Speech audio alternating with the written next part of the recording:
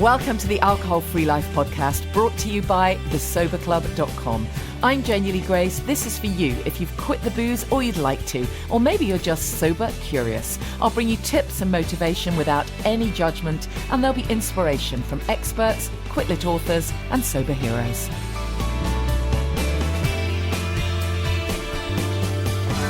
Hi, it's Janey Grace. Welcome to the podcast from the archives, because July is the 18-month anniversary of the Alcohol Free Life podcast. Very proud to have brought you, 82 episodes. And we've had some amazing guests over this time. And of course, I know that some of you will have listened from day one. And hopefully, if that's the case, you will be happy to hear a few of the interviews again, because you've moved on as well. So it's quite interesting to hear them, and you kind of hear different things as well. And some of you will be relatively new to the podcast, so hopefully me picking out a few special podcasts for you, you'll enjoy. Now, these have been picked relatively random because obviously I've got masses of episodes and I've only got the opportunity to bring you a few from the archives. But I thought I would start with one that so many people have told me has made a difference to them. And that is William Porter. He's the author of Alcohol Explained. And William is just such a lovely, unassuming guy who went through this journey himself. And what I love about William is that he is very kind of logical. So he's the total opposite of me with all my kind of fluff and optimism and all of that, because he just goes for the absolute logic. Not that he's not optimistic, he certainly is, but I love the fact that he is very logical in his approach. And the book, if you haven't read it, Alcohol Explained, is a fantastic way of just getting absolute clarity on the fact that alcohol is not good for you. Yet again, even just this week, I've seen reports in the press. In fact, there was one that said it can help with dementia. Can you honestly believe that? I just had to keep reading it over and over. I couldn't get my head around it. 1 or 2 glasses of wine or beer a day help with dementia. That was actually what it said. Absolute total BS. Total BS. And William explains that, and I love the fact that he really gets to the logic of it. So Alcohol Explained was William's first book. He then has also written Nicotine Explained, so great one if you're wanting to ditch the booze. He's written Alcohol Explained 2, by the way, now, and Diet and Fitness Explained, and that's another really interesting book that really does, in sort of no uncertain terms, tell you exactly what food and nutrition is, and things like sugar. You know, how does it really affect the body? William he's done a lot of stuff for us in the Sober Club as well. He's done some special pieces on cravings and how we can really avoid them. So I really hope you'll enjoy hearing this one again, or if it's your first time, enjoy this interview. Make sure you grab yourself one of William's books. I'll put all the links into the show notes. It's William Porter. I'm absolutely delighted that William Porter, author of Alcohol Explained, is with us. William, thank you so much. I love the way you are very logical in your approach. Just before we kick in, just tell us briefly what happened for you in terms of drinking. And then I'd love you to tell us what alcohol is and what it does to the body, because I know it took me a long time to actually realise that. Yeah, certainly. I mean, I suppose my drinking is similar to many people's. My drinking story is similar to many people's in that it starts off being sort of good fun when you're young, and it sort of by increments gets more and more and more, and you find you're drinking more and more drinks on more and more occasions. And eventually it sort of got to the point where it became abundantly apparent that it wasn't doing me any good at all. Yeah. So I quit in the end. But during that process, I was sort of researching and reading into it, and it sounds like a fairly quick thing, but it was over the period of probably about 25 years or so. And I sort of built up, I suppose, a sort of a picture of alcohol and how it affects people. Mm. Tell us about that then, because as I say, it took me a long while to even realize that alcohol itself is addictive. You know, you're dealing with a substance that in of itself is, well, it's not very good for us. I mean, none of us were born liking alcohol. We're not meant to drink it, are we? No, exactly. Dealing then, and it's a good place to start, is with the sort of the chemical addictive nature of alcohol. And when we're talking about something being addictive, obviously what we're talking about is a drug, and how it affects our brain. So we've got two different things there to look at. We've got the nature of the drug and the human brain. So if we start firstly with the human brain, because it's the more complicated one, I'm speaking at a fairly high level here. I'm not going into all the, the physiology. Yeah, of course. Well, we can get some of that in your book anyway. Exactly. But essentially, the human brain has its own store of chemicals, drugs, and hormones. And it releases those at exactly the right times and exactly the right quantities to keep us ticking over. So things like dopamine, for example. Exactly. Yes, that's it. Where we are as a sort of humankind at the moment, we have a very, very basic grasp of all this, and we have no clear understanding of how it all fits together. We don't even have a list of all these chemicals and hormones and drugs, let alone understand how they all balance and interplay with one another. But for the purposes of this, I think all you really need to understand is that there are all these chemicals firing around in your brain. And there's lots of them. And what your brain does is try to create some level of stability. It's what we call homeostasis, which is essentially an internal chemical balance. When that balance is at a good level, we feel sort of confident and happy and resilient. That's not to say you don't have bad days. Of course you do, but generally speaking, you're happier. And when something bad happens, you generally feel confident and mentally equipped to deal with it. So that's essentially where we are with the human brain. Just think of it, in many ways, it helps to think of it sort of like an ecosystem. So its own little self-contained ecosystem. Then if we move on to alcohol is a chemical depressant. And when I say depressant, I'm using it in its strictly chemical term, which is something that reduces or inhibits nerve activity. That's why for many years it was used as an anaesthetic. And it tends to make us feel slightly more relaxed. It dampens down what we're feeling, essentially. Yeah. So to understand the addictive nature of it, essentially you just put the two together. So what happens, you've got this, and one way of looking at it is going back to the ecosystem. Imagine, I think it was rabbits that were introduced in Australia in the 1800s, and it completely decimated the system because it just wasn't set up for rabbits. They ate all the flora and fauna and demolished the local wildlife. And it's a similar thing when you introduce any external drug. So what happens is, if you imagine the brain working fine as it is, we then introduce this depressant which dampens everything down. Now, where the addictive nature of alcohol comes in is the brain tries to compensate for that depressing effect of the alcohol. Yeah. It does this in various ways. It releases its own stimulating chemicals. It can also dampen down and increase the uptake of which those chemicals are released and absorbed. But essentially what it does, if you think of the human brain balanced, so you've got your depressants and you've got your stimulants, and when everything's working well, it's balanced. But with alcohol, you take alcohol, you're increasing the depressant side. So your brain recognizes that there is a problem, that there's a chemical imbalance, so it increases the stimulant side. Now, the problem is when the alcohol wears off, you're left overstimulated.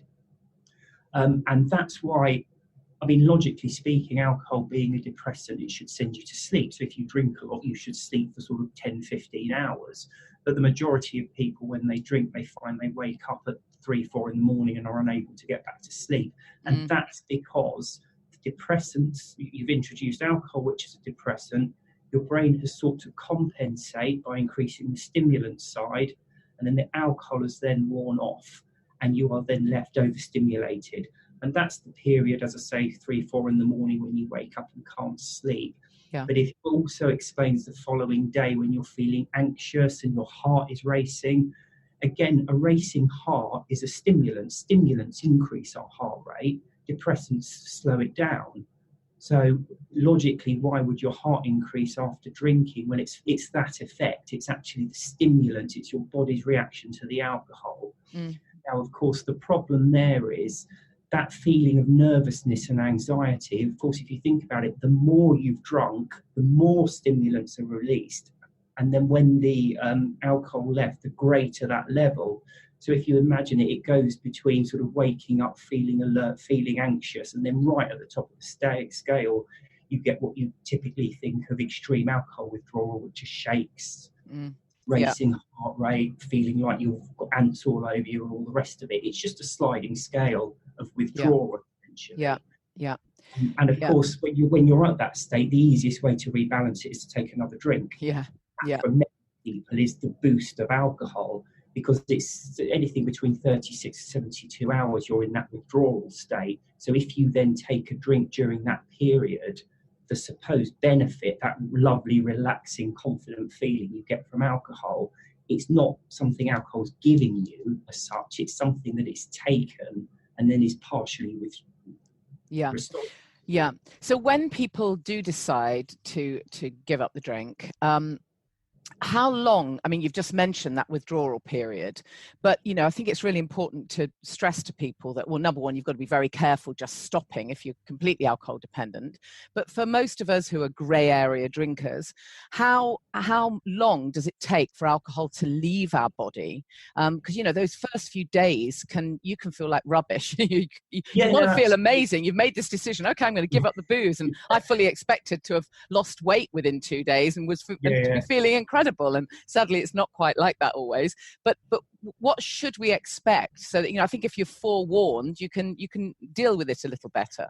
Yeah, absolutely. So there's several. You mentioned the alcohol leaving your system. Obviously, that's the first thing, but that's the first of several processes you have to go through before you end up feeling normal. When I say normal, I'm talking about feeling confident and resilient and generally quite happy. Sure. So what has to happen? The alcohol has to leave your system. That's number one. That can be 24 to 48 hours, depending on how much you've drunk.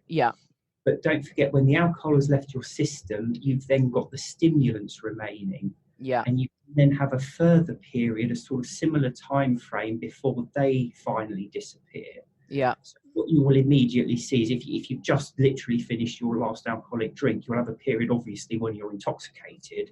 You'll have a period after that of corresponding anxiety. But actually, there's then another period after that, because if you're a regular daily drinker, your experience of life essentially is either the depressing effects of alcohol or the overstimulation as it wears off. And your brain is used to constantly putting those stimulants in you to counter the alcohol. So when your brain realizes then that there's no more alcohol to compensate, it removes the stimulants. But of course, if you're used to those stimulants, you then feel really drained and exhausted. And it's very similar to if you drink, say, for example, 4 or 5 cups of strong coffee a day and suddenly cut it out. You will have 4 or 5 days of feeling absolutely shattered and wanting to sleep all the time and feeling really lethargic. So that's what you get, because when you stop, your brain no longer has to put these very powerful stimulants in you. So you then have a period of sort of lethargy. So that's, if you like, the third period you go through. But then there's actually a fourth one, because as we've spoken about, with those stimulants in you, you don't sleep properly. And I won't go into detail about sleep cycles, but when you're drinking, you never get the proper sleep cycles that you need. So after then that you've actually finally balanced and you get used to the fact the stimulants aren't in you, you then have probably a few days when you're catching up on lost sleep. So you'll probably find you're still a bit tired and a bit lethargic and probably sleeping longer than you would do until you get through that period. And then it's usually at that point that that's all that feeling where people, you know, you have it on the Facebook group a lot when people are going day 1, day 2 and they're struggling, and then you suddenly get that wonderful post where people say, wow, woke up, I feel amazing. Starts to make sense. And really and when is that typically, would you say? When does that kick in? I mean, do you think that would you really recommend that kind of 30 days to start with? 30 days, I would say, is probably a good time period. To be honest, for most people, that's a bit on the long side. it will probably be less than that, but it is conditional on being able to sleep as much as you need to. And frankly, who can manage to do that? You know, if you've got a job and children and all the rest of it, you never quite get as much sleep as you need anyway. So probably 30 days is a good indication. I mean, if you are lucky enough to not have any commitments that you can sleep as long as you like, then probably a much shrunken down period. And it's really important, I suppose, to recognize that, you know, as you say, your brain hasn't been used to this and is still going to be releasing these various chemicals. And generally, your body needs to kind of recalibrate because there's all sorts of stuff that isn't going in that was before. So, you know, there's a lot of things to think about physically and emotionally, isn't there, during this period? Yeah, absolutely. Yeah, I think that sums it up perfectly. If you put it into a nutshell, it is your body's just recalibrating back to where it should be. Yeah. And I think that's one of the key points. When you do actually get there, you feel better than you did when you were drinking. And I don't mean the hangovers and the anxiety and all the rest of it. I mean throughout anything, because that feeling of just, and it's how we as human beings are supposed to feel all the time. That feeling of general buoyancy and confidence is better feeling than even when you're actually drinking an alcoholic drink. Yeah, and of course for many of us that you won't have had that feeling maybe since you were a child or a teenager, because so many of us have been drinking for so many years we don't know what the real us is. No, exactly. That's it. We're talking about that 30-day period. I mean, realistically, how many people since they were 14, 15 and started drinking actually took a month or two break to actually feel like how they would feel had they never drunk? That's exactly right. Yeah. William, let's talk about a little bit about cravings and how, you know, in the early days, even in the early months, I've seen people say, you know, my goodness, I got to 6 months. I really thought I'd crack this. And suddenly, you know, it's a sunny day or whatever the triggers are for you. Something triggers in your brain. You think, I really want that alcoholic drink. And the feeling is so strong within you. So just tell us what cravings are and if you've got any suggestions as to how we can override them. Okay, certainly. So a craving is it's a conscious thought process. And when I say conscious, that's to differentiate it from the subconscious. It's an actual thought process you go through. And essentially what it is, it's thinking about how nice it would be to have a drink. And that sums it up. It's fantasizing about having that drink. Okay. And when you start torturing yourself over that, you can't concentrate on anything else. Yeah. Because say, for example, you're out for the evening and you're supposed to be enjoying yourself with friends and they all have a glass of champagne. And if you suddenly think, oh, I'm missing out there, oh, wouldn't it be nice to have that? Suddenly you're not thinking about the conversation, you're not relaxing and enjoying yourself, you're obsessing with this sort of self-induced fantasy about having the drink. And I suppose it's important to stress, isn't it, that apart from the first few days, if you like, of where the alcohol is physically coming out of your system, this really is in your head. It's not a physical craving. It's not like when you're pregnant and your body starts to crave weird things like ice cream and coal. It's purely in your head. Yes, it is, absolutely. Yeah, there can be, it's possible for I mean, obviously it's stronger if you've got a withdrawal, but you can 20 years down the line from not drinking, and if you sit there and say to yourself, oh, it would be really nice to have a drink right now, you will be miserable because you want something that you can't have. And that's essentially what the craving is. It's wanting something that you can't have. And you start obsessing with it and you're unhappy and you can't concentrate on what is going on. As you say, exactly, it's a conscious thought process. Yeah. So we know we can start to retrain our thoughts when we've got a handle on this. But then moving on, I know I'm moving on quite quickly here, but then the next issue that people often have is they swap the alcohol cravings for sugar cravings or another new habit. But let's talk about sugar, because that's one that comes in for a lot of people. I mean, I'm a big believer in, you know, trying to say to people, look, deal with the alcohol. Let's deal with that first. That's non-negotiable.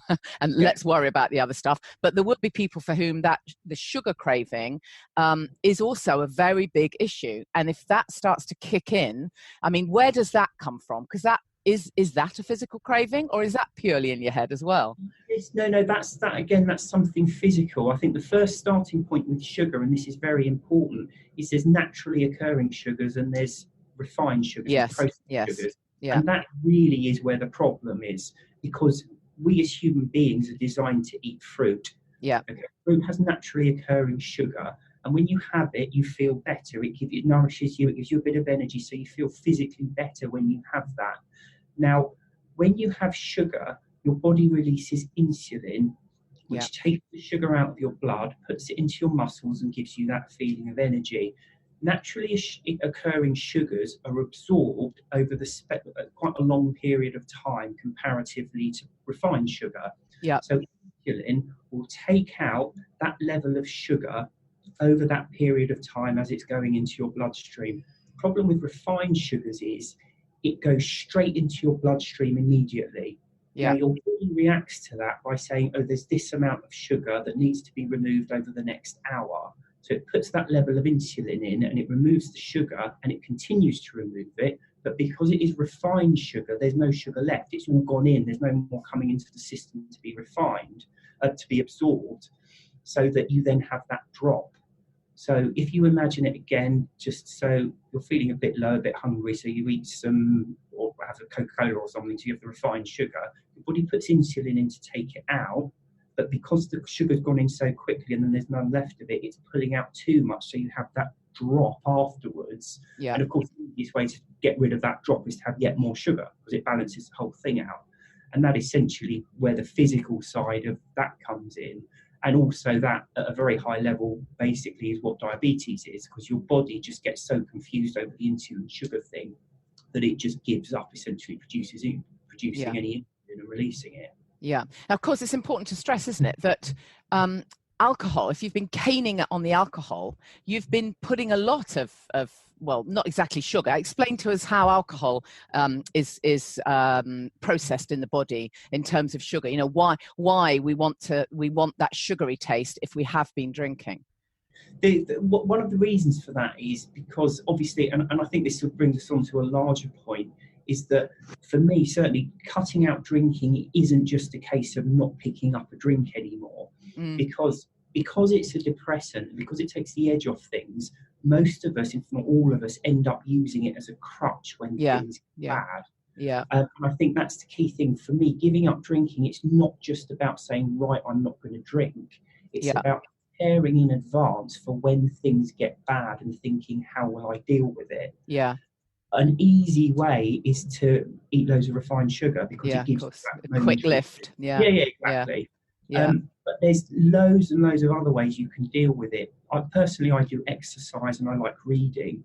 People do meditation, they meet friends, there's a myriad of different things you can do, but I think it's very important to plan what you will do when things get bad, because this is real life and you do feel a lot better when you stop drinking. But the fact of the matter is, everyone has bad days, and you need to look into the future and think of something terrible that could happen and plan how you will deal with it without necessarily reaching for a drink. Or, as you say, a lot of us seem to leap from one addiction to the next. And it's not that we have some kind of inherent defect or that we know addictive personalities. All it is that we are used to dealing with life by putting something in our mouths, frankly, to take the edge off. Yeah. So when you remove one thing, you immediately reach out for the next. So it's caffeine, or it's cigarettes, or it's food, or whatever.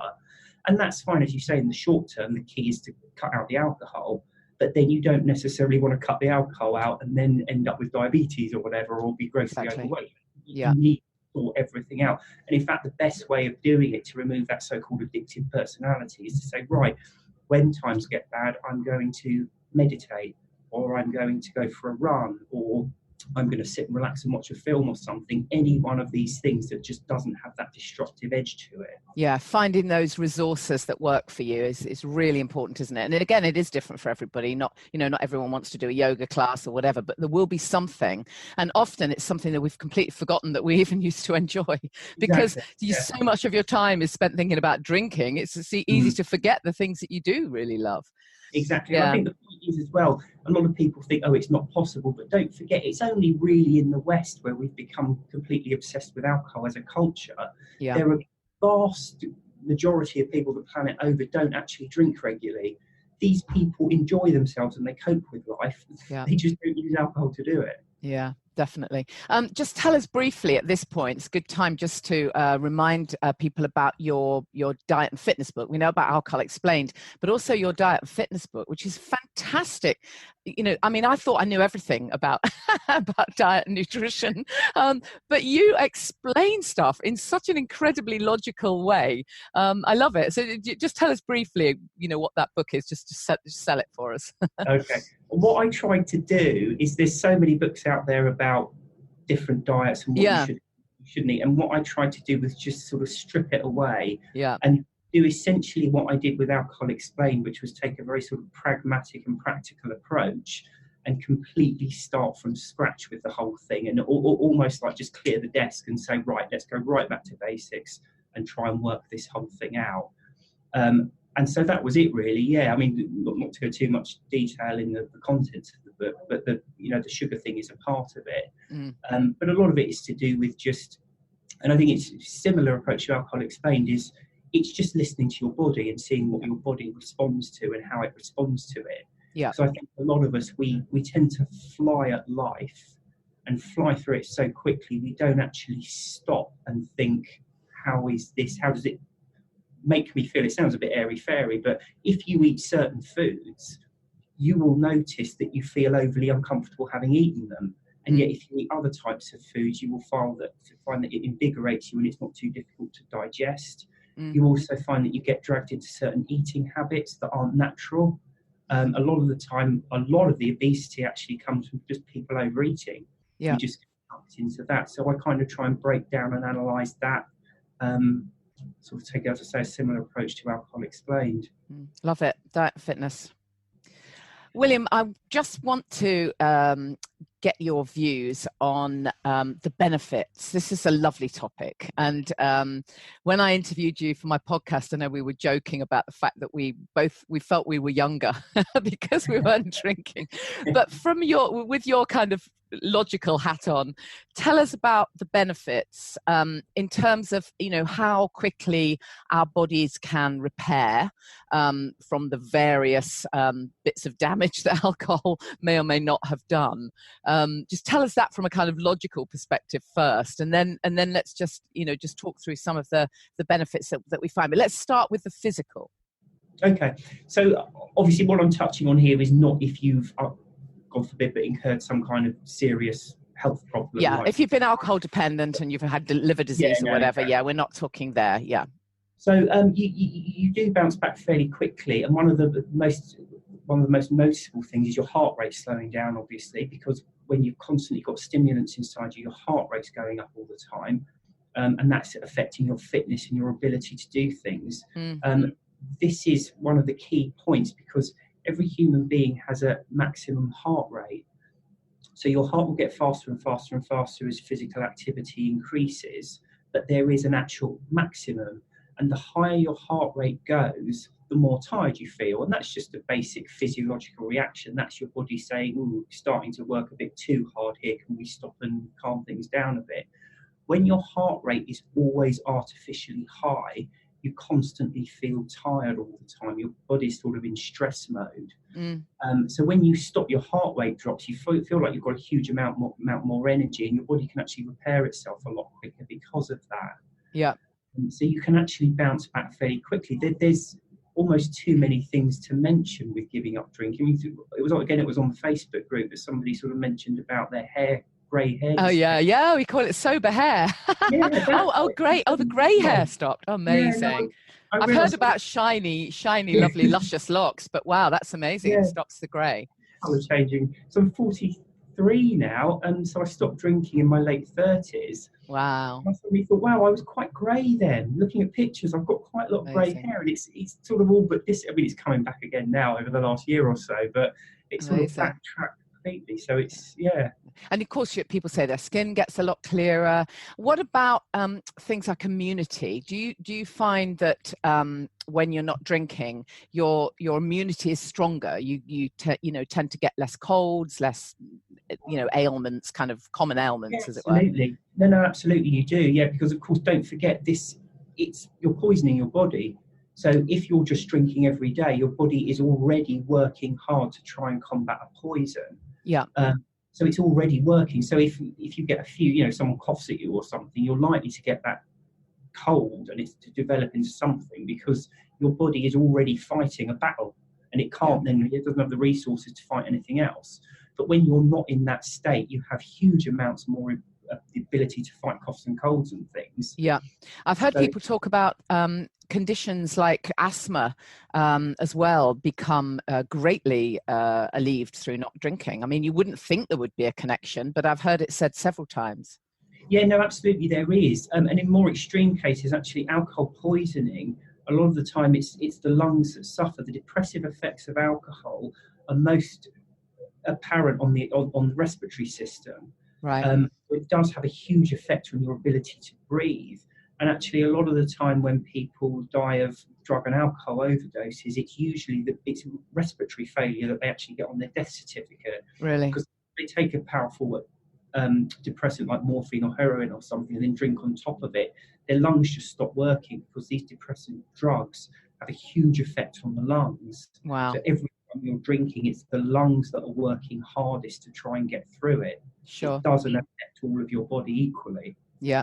And then obviously onto the emotional side of things. I know this is something we've spoken about before on the podcast, but this is even easier to equate, really, isn't it? Because this link between anxiety, depression, as you've already made quite clear, alcohol is a depressant. And I genuinely didn't know that I was an anxious person until I became less anxious. It was an absolute revelation to me. And I've heard many people talk about the fact that they have been able to reduce medication. All kinds of things have changed emotionally. So just tell us a little bit about how alcohol affects our mental health and what incredible benefits we might be able to expect. I'm not trying to say, by the way, just to caveat this, that if anyone's got mental health issues, it's instantly going to go. Of course, I'm not saying that. But just share with us your thoughts, William.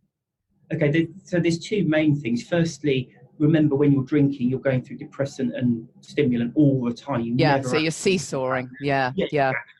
And when you're in the withdrawal, it's a feeling of anxiety. It's actually more than that. It's, for me anyway, it's a feeling of not being able to cope with stuff. Yeah. Huge amounts at the weekend. Yeah. I would go into work Monday and do virtually nothing at work because I'd be constantly opening emails thinking, oh God, I can't face that. I can't even begin to think about how to deal with that. And I spend virtually the whole day opening emails and closing them and moving on to the next thing and going round and round. By the time I got to the end of the week, I was flying through it. Yeah. So it's a stronger feeling. The withdrawal makes life difficult to cope with. Yeah. Whereas when you reach that stability, actually it's not difficult to cope with. You're more than capable of doing it. And going back to what you were saying about, yes, people can have mental health problems, but you cannot deal with a mental health problem while you are drinking because you can't get beyond that anxiety thing. Yeah. You need things to stabilise before you can pinpoint what the problem is. Yeah, so you can't even focus on the root cause or whatever to be able to start to address it. Yeah, exactly. Yeah, I think that's exactly it, isn't it? It's not that alcohol causes the mental health or the anxiety or the depression necessarily, but it definitely exacerbates those problems. And so when you're not drinking, you feel stronger and more able to face whatever it is. Yeah, exactly. And don't forget the other aspect to that is, so just to touch very briefly, when you sleep, you go through different sleep cycles. And again, there's a lot we as humans don't know about these sleep cycles and how they affect us and all the rest of it. One of the sleep cycles is REM, which is rapid eye movement sleep. When they put electrodes on the brain, it shows very similar results to people being awake. So REM sleep is a strange one. You're almost awake. It's when you dream. Nobody really knows why we go through it or what it does, but when they've done tests with rats and deprived them of REM sleep, they've been dead over quite short. Yeah, it's really important, isn't it? Yeah. So these sleep cycles, we don't really understand them, but the naturally occurring ones are the ones that leave us refreshed and resilient and repaired and ready to face the day. When you're drinking, you're robbing yourself of those sleep cycles. Yeah. And we don't know the effect of that, but it cannot be good. Because if you think about it, if you have not gone through a proper sleep cycle for 20 years, that's going to have an effect on your mental health. Yeah. And again, you may well have a genuine mental health issue, but you need to eliminate what you can to identify it. And that means stopping drinking, getting back onto an even keel and try. And it may be that you've got an issue with sleep, but that's fine. You need to cut out drinking, and then you can try and target what the issue with sleep. Yeah, got it. William, I could talk to you for hours and days. I love your approach. I love your logical aspect of it all. And the books are fantastic, Alcohol Explained and Diet and Fitness Explained. William, thank you again for your time. Really appreciate it. Pleasure. Thank you for having me on. From the archives, as it's the 18-month anniversary of the Alcohol Free Life podcast, William Porter, I'll make sure I put those book show links in the archives for you. We've got another archive episode coming up for you next week. And in the interim, we're playing bits and pieces from archives, and we've got some quotes and various things popping up. So if you would like to let me know what your favourites were, because it can be unusual. They're not always the people who are the best known or the big authors. Just lots and lots of the podcasts I've done over the last 18 months have had incredible people who just, the stuff just resonates sometimes. And so it would just be really interesting to know what your favourites were. Do please let me know at Janey Lee Grace. If you check the Instagram, there's going to be some competitions there as well. And of course, don't forget, I would still love your stories. I'm writing a book. I'd love your little stories, just under 200 words. Share something that's happened to you, or a tip, or a little bit about anti-aging. I'm going to do a little piece about that because, as I've discussed with William, of course you get younger when you stop drinking. And so I'll need you to just send me that. Just pitch me, send me an email. I can't promise that you will be included in the book because that will be down to the publishers. But it really doesn't matter if you are only a few weeks in or you are several years in. Your own experience of this and how you feel is the kind of thing that I want to include, because I think to have as many voices as possible is going to make it more, the most inspiring it can be for people reading. So I look forward to getting your contributions and to celebrating this 18-month anniversary of the podcast with you. See you next time. Thank you for listening to the Alcohol Free Life podcast, brought to you by the Sober Club. Please rate and review. And if you want support, accountability and inspiration, and you want to live your best life without the booze, check out thesoberclub.com.